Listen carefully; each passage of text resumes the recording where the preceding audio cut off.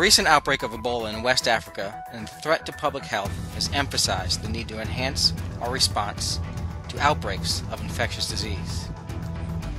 We also developed and implemented a plan to protect you, our first responders, should you encounter one of these patients. We're going to start by showing you guys and instructing you on the proper way to put on the DuPont Level C suit. First, you want to make sure you take your boots off, because we will not be using your personal boots during this process. Put those aside. Also, it's important not to have anything on your feet other than your socks, because we don't want to compromise the integrity of the suit. While you're putting the suit on, you don't have to stand. It's not a bad idea to sit down, unless you have awesome balance, like Tom. Or at least have somebody stand behind you as a precaution in case you do lose your balance. The next part of the video, we'll be instructing you on how to put on your foot protection. You're going to start with putting on your issued hazmat boots. That's why it's very important that you carry all your issued equipment with you at all times, because you will be using your issued boots. And it's important that the suit goes down over your hazmat boots. Next, we'll be putting protective boot covers over your hazmat boots. You can put them on one of two ways. You can put them on this way, like Tom is, or you can put them onto the boot before you put your hazmat boot on, and then pull them up. Once the boots and the boot covers are on, we need to seal the suit by taping the seams. We're going to be taping all the seams on the suit, but we're going to start down here with the boots. It's important that you put a little tab on the tape. It's going to make the doffing procedure a lot easier. You want to make sure you capture both parts of the suit with the tape, the boot covers as well as the suit itself. Make sure it's good and tight on there so you have a good seal. Yep. After we put on the boots, we'll be donning our gloves. We'll have two different sets of gloves, the black pair and our purple gloves. The black pair of gloves have a longer gauntlet, so we'll be putting those on first and making a fist and tucking a little bit of the gauntlet glove up under the suit. Then we'll be securing that seam with our chem tape.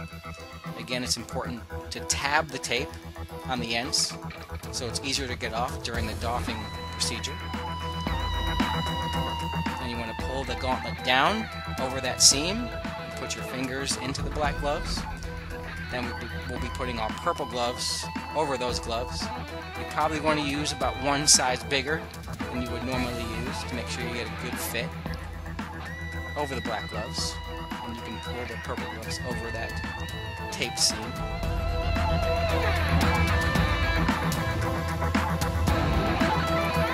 After the gloves, we'll be putting on the PAPR device. The PAPR comes with battery pack, air hose, filters. When you take the filters out of the bag, they're going to be in a foil-lined bag. It's very important that you take the caps off either end of the filter.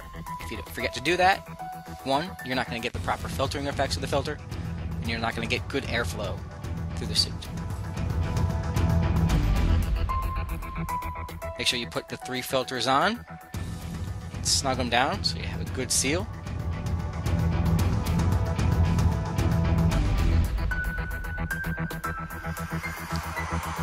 After the filters are on, we'll be attaching the air hose, attach them with a hose clamp, and snug that thumb screw down so you have a good seal.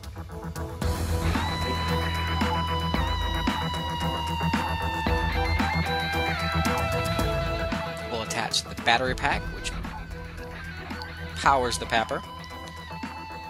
It attaches to it with a 3-prong plug.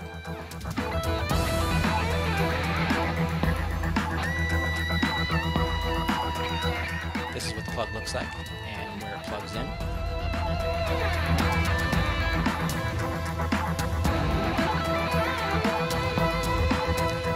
It's going to be important for the person to hold on to the belt until it's properly adjusted. This is what the on-off switch looks like. That's the off position. And when it's green, it's in the on position. Now we're going to prepare the suit for the outer hood. We're going to tuck the existing hood into the suit.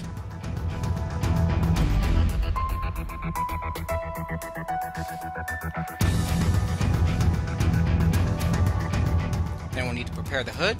Open it up, pull the flaps out, and take the protective coating off the visor. We need to attach the air hose to the hood.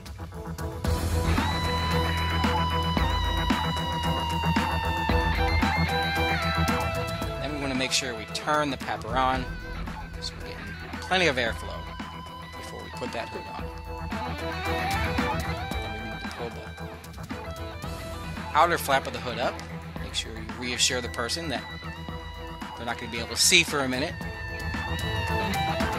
need to tuck in the inner flap securely into the suit.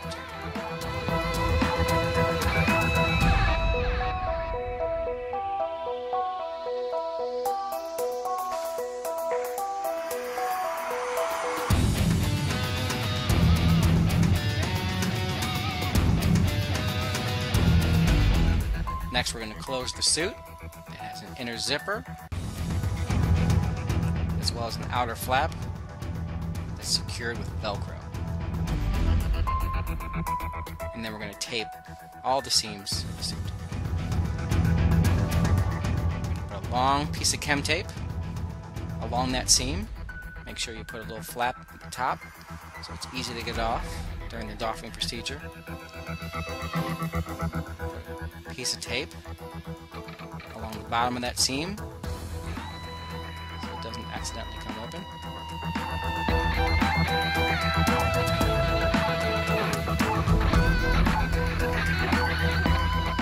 Put a second piece of chem tape across the neck.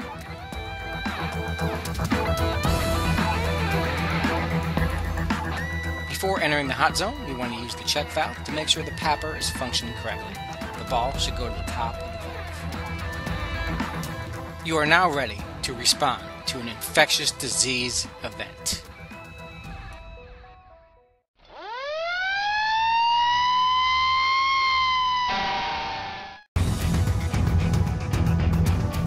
After the crew finishes handling the infectious disease patient, we will begin the doffing and decontamination process. This will be handled by the skilled technicians of Southern Manatee Fire Rescue Hazmat. The EMS crew shall report directly back to their ambulance. The driver shall relocate the ambulance to the decon area and rendezvous with the hazmat team. Both crew members involved in the patient transfer process shall enter the decon area at the receiving facility. Hazmat personnel in full protective PPE will complete the decon of the ambulance, personnel, and equipment. They will then follow the same doffing procedure after the decon process has been completed. The hazmat team will oversee the doffing of all PPE to verify provider safety. This step will be completed slowly and with extreme caution.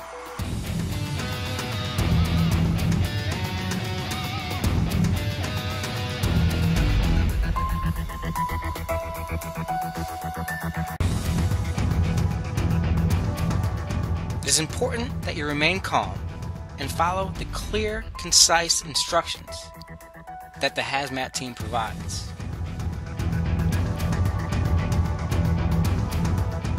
Your safety is our ultimate concern.